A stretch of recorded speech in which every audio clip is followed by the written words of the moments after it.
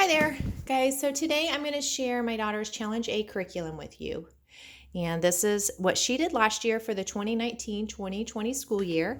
I'm just going to do a quick flip through, kind of show you guys the table of contents and stuff of the different books that they used. So this is the guide that you get when you sign up. And there's some articles in here, different ways, kind of teaches you how you can scale the curriculum if you need to. And what that means is they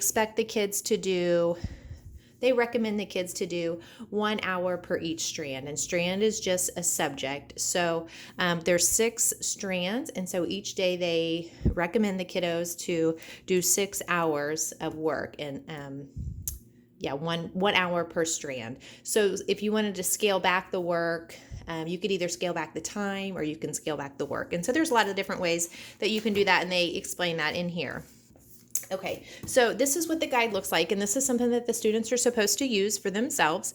And so it's labeled week 1, and so the strands are in the dark right here, the dark shaded part. So logic, mathematics, that's what that one strand, grammar, Latin, research, natural science, reasoning, analogies, exposition is literature and writing, and then debate is cartography. So real quick, I'll just kind of explain a little bit of how you read this and how you use this. This right here, sorry, I keep saying this. Let me show y'all. So this is what they're supposed to be doing at home for the week. And then this is what they would do in community when they come to community on week 1. So for math, Classical Conversations recommends the kids to use Saxon Math 8-7, but that's not a requirement. You don't have to use that. We did not use that. I'll show you real quick what we used. And we used this, Mastering Math Skills. And she was right with everyone else as far as they would bring a math problem to class, to community each week and go over it. And the ones that she was bringing were just the same as the other kids. Sometimes the other kids actually hadn't done some of the work that she was doing, and then vice versa. So, but it was all kind of right along the same lines. So she was right where she needed to be, but we just didn't go with Saxon. And that is an option in Classical Conversations for the math portion. Okay, so for the next one is grammar. So for grammar, what they use for the grammar strand is Henley Latin, and you get these 2 different books. There's that one, and there's that one.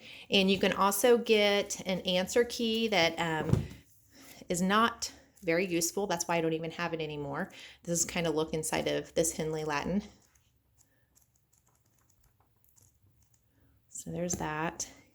And the thing about this, and I want to keep this as positive as I can, but the fact, this is all that comes with the Henley Latin. There's no videos, there's no flashcards. You have to find all your other extra resources if you have a visual learner, which I do. And so as a parent, you have to seek all the extra resources out. That includes paying for online subscriptions or paying for these flashcards, which, I don't mind paying for other things, but I would prefer to just get an all-inclusive Latin curriculum. And so the year was spent, a lot of the year was spent trying to figure out, different resources that we could use to kind of help supplement. And one of them I would like to pass on is called Quizlet. And we didn't find that out until we only had 3 weeks left of school. Another Latin resource is Latin with Andy, and that is an online subscription, and that was pretty useful. Let's see. And then the other thing is that I learned throughout the year sometime that some people don't even get the Henley Latin. They get something that's called Visual Latin, and they just don't even do the Henley, because the Henley it's kind of, since there isn't a lot of things to go with it, other people have decided, hey, I'm just going to buy a Latin curriculum that it's all inclusive, it's got a video that goes with it, and that would have been I would have loved to have done that. So anyway, if we all had a little crystal ball, to know what the future held. So these are the little, the Latin flashcards that we bought online through an Etsy person, and they were very handy. I was very thankful for those. Okay, so that's what we did for Latin. And then let's see, for research, that's the science strand. For the first semester, we use this nature sketch journal, and what the kind of how they have the science set up is that the kids learn something in community. Like one week they would talk about, let's see, what did they do the first week? Okay, they didn't do anything with that. Let's see what they do the second week. Oh, okay, astronomy. So they would whatever the director wanted to choose to how she chose to introduce astronomy. That's what she did in community. And then throughout the week, the kids decided, or they picked something, anything that had to do with astronomy, and they researched it, and they could draw the picture over here, and then they could write their paper over here. And so each week, that's kind of how it went. So that's week 2 is astronomy. Let's see what the next week is. Just to give you a little bit of a week 3 in community. They talked about geology, and then they researched anything pertaining to geology. And I guess she did not do that week. She probably did. It probably just isn't in here. Oh, I remember. Yeah, it's not in here. Anyway, so, and then the next week would have been plants. And so there's no textbook. If you look on the Classical Conversations bookstore, they do have a science textbook listed. Nobody gets it. Nobody uses it. We didn't get it. We didn't miss it. It's like lyrical science or something.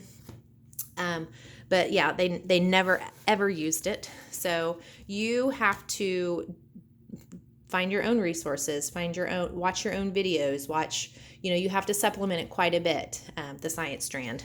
So then the second semester, in between the first and the second semester, at the beginning of the second semester, I should say, they did do a science fair, and that was outstanding. That was one of the best things of the year.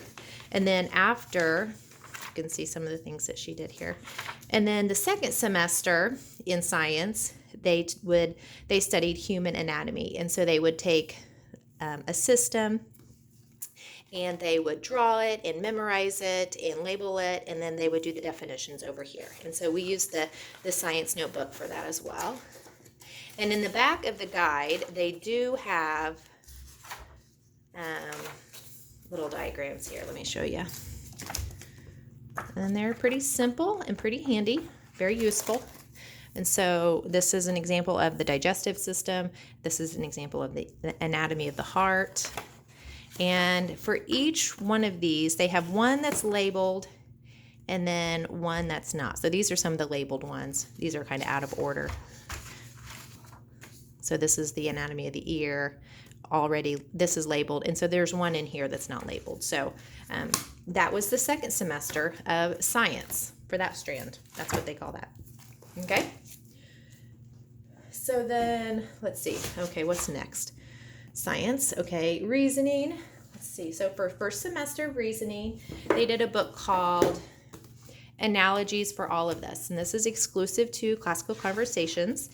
And they go through, you see how big this book is. It's pretty big. But actually, it's kind of a nice little break from a lot of the other subjects. It's pretty easy. It's pretty light. It gets a little bit kind of hairy at the end, but overall it was a pretty nice little subject. So what they're doing throughout here is they are learning different figures of speech and how to annotate them. Here, I'll get a little close-up of this. And so when they would find alliteration, they would annotate it just like this with the box around the consonants, and they connect them with a bridge above. And so learning this was fun, and my daughter had no problem doing that, and she enjoyed it.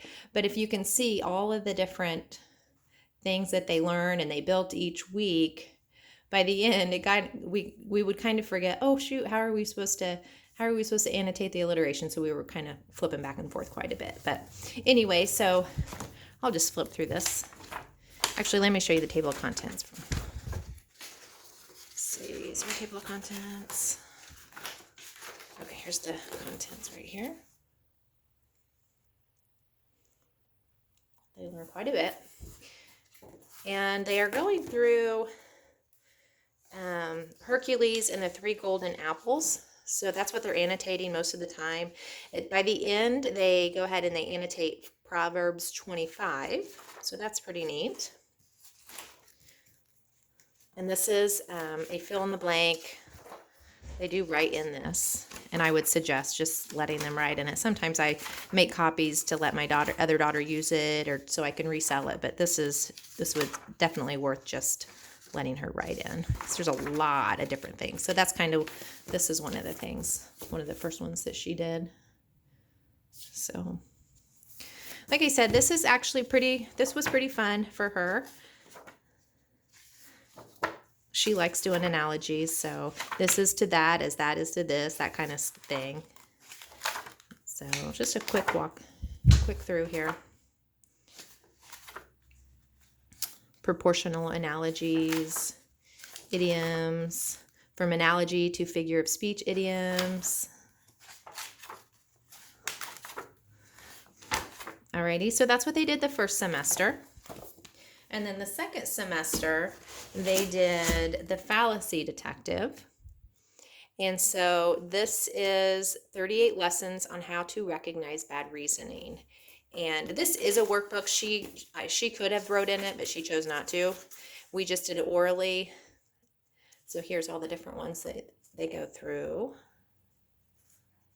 Making assumptions. And so each chapter, let's go to... So this is lesson 3, opposing viewpoints. And so it kind of explains it, gives some examples, and then there's exercises. And so my daughter did this with her dad. And her dad's an attorney, so he really had a good time with this. So, my daughter really liked it too. And the answers are in the back. They did not always agree with the person, what the author thought. So that was kind of interesting to listen to them and kind of flip back and forth and sometimes agree and then sometimes not agree. So this is a really nice book. My youngest daughter, is going to be doing this next year, even though we're not doing challenge next year. I'm going to go ahead and have her do this book. And she's told me she's excited to do it with her dad too. So, all right. So that's a great book. I would definitely recommend that. Okay. So what's next here? Exposition, literature, and writing. Okay. So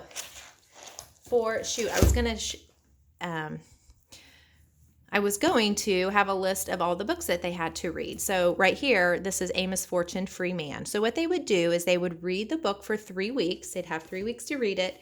And then they would write a paper on it. They would take 3 weeks to write the paper. And so, of course, while they're writing the paper, say, on Amos Fortune, Free Man, then they start reading their next book. Not that important for you guys to know that. But anyway, that's how it works.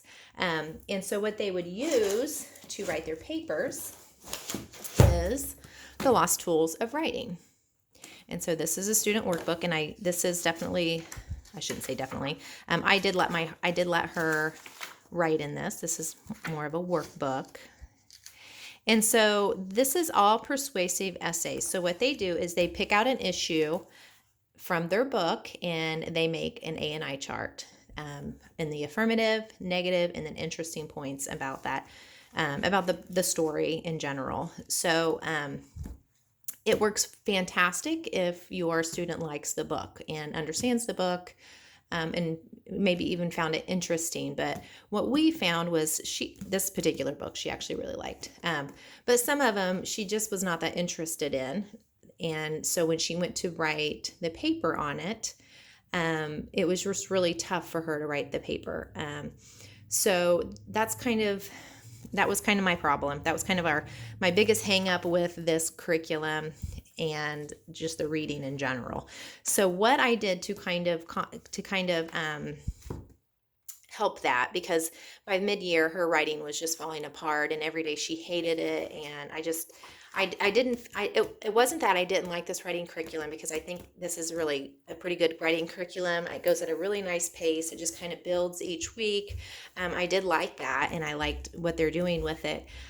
So by the end of the year, I actually just let her pick a few books and she read them and then she wrote papers on them. And it went so much better, so much smoother. Her papers were so much better. And she read The Odyssey and she read A Tale of Two Cities. So it's not even like she was reading super easy books. It was more that they were just more interesting to her. So just be ready for that if you're if you're watching this video, getting ready for Challenge A, that some of the books are just not very interesting. They're not going to appeal to everyone. And that's the case with every book. I do feel like there was just a lot of boy characters. And so that was something that my daughter, she just couldn't really get into, I guess, which is probably why she liked this one so much, because it was a girl character. So just real quick, I'll kind of let you guys see what this entails. This is the teacher's guide.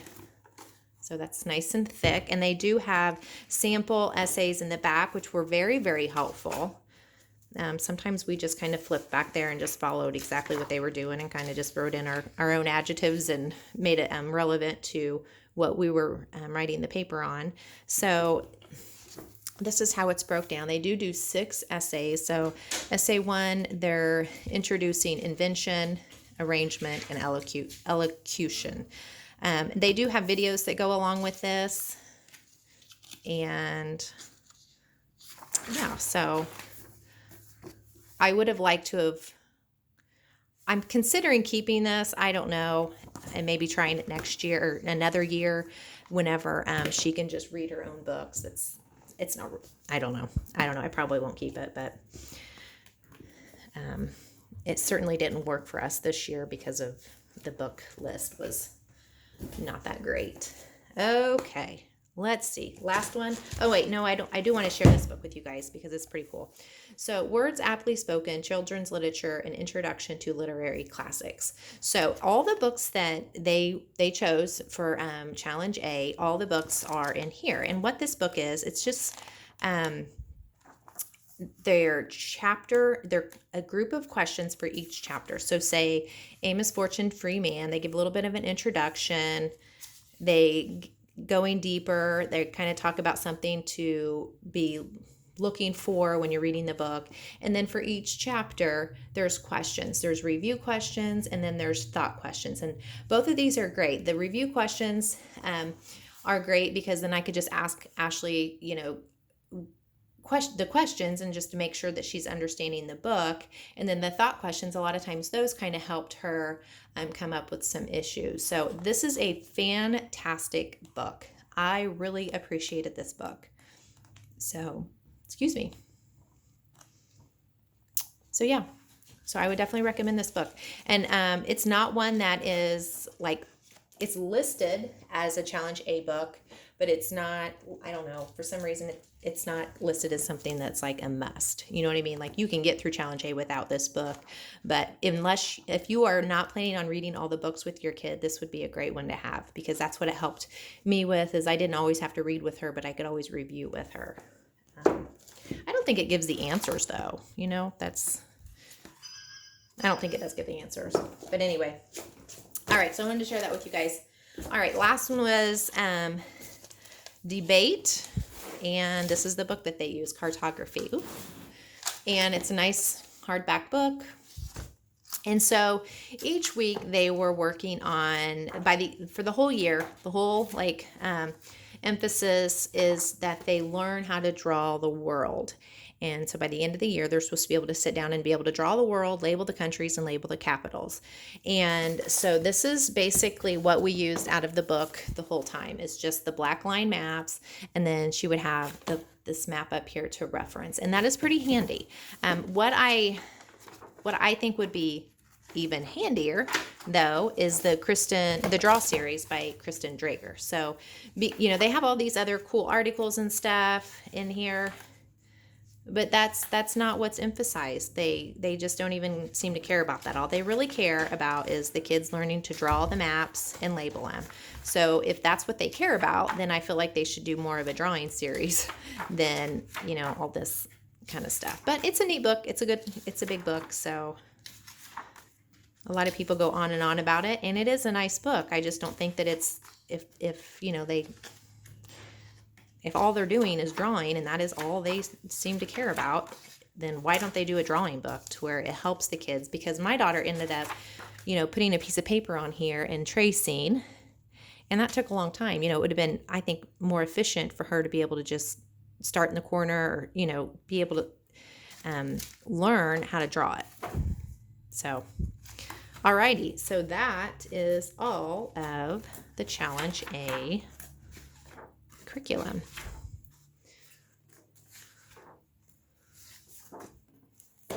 All right. Well, thank you guys for watching, and I hope you're having a great spring.